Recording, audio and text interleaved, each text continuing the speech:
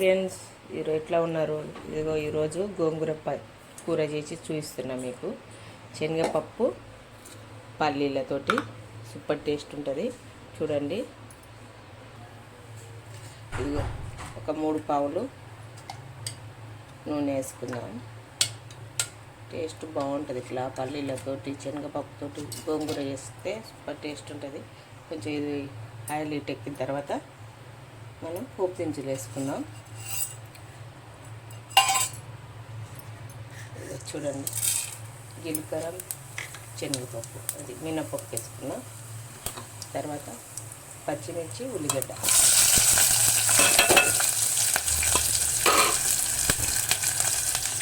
ఇలాగినా చేసుకుంటే super taste ఉంటుంది.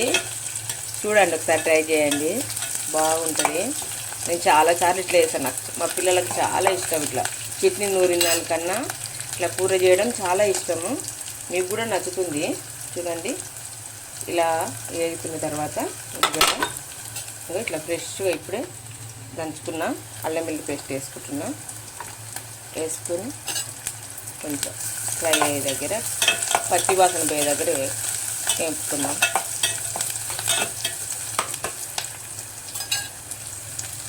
ఇట్లా అయిన తర్వాత మనం కొంచెం పసుపు వేసుకుందాం.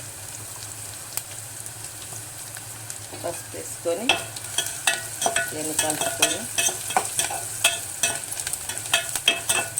మరి గోంగూర అంటేనే ఫేమస్ కదా, సూపర్ టేస్ట్ ఉంటుంది.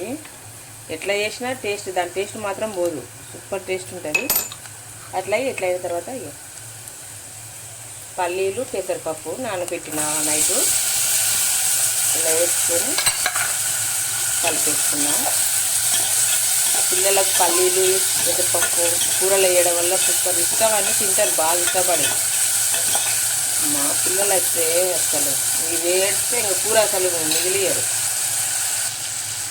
పిల్లలు ఇలా వేసిన తర్వాత కొంచెం టమాటా వేసుకుందాం. టమాటా ఇది కొంచెం మగ్గనివ్వాలి. ఏం వేసుకోవాలి? ఓకే, తెలిసిపోయిందా? ఇది కొంచెం మగ్గనిచ్చిన తర్వాత కొద్దిసేపు అయినాక మళ్ళీ చూద్దాము. 2 నిమిషాల తర్వాత చూడండి, ఇట్లా టమాటా ఇట్లా మగ్గుతున్నప్పుడు మనం ఇట్లా గోంగూర కడిగి పెట్టుకున్న గోంగూర ఉంటుంది కదా, ఇట్లా వేసేసుకోవాలి.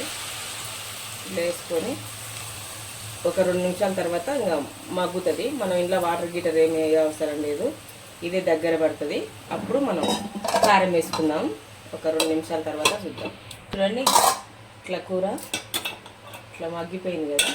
ఇట్లాంటి టైంలో మనం ఇట్లా దించేసుకొని ఇది పప్పులన్నీ పైకి ఇట్లా కలిసేలాగా కలుపుకొని కారం వేసుకుంటే సూపర్ టేస్ట్ గోంగూర కూర. చూడండి, ఇంత బాగుంటుంది. ఒకసారి ట్రై చేయండి మీరు, మీకు నచ్చుతుంది. నచ్చితే చేసుకోండి.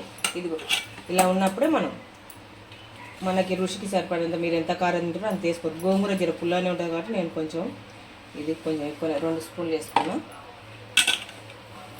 వేసుకొని కలుపుకొని మనం అస్సలు వాటరే వేయద్దు. ఇంకా ఇదే సరిపోతుంది మనకు, వాటర్ అస్సలు వేయద్దు.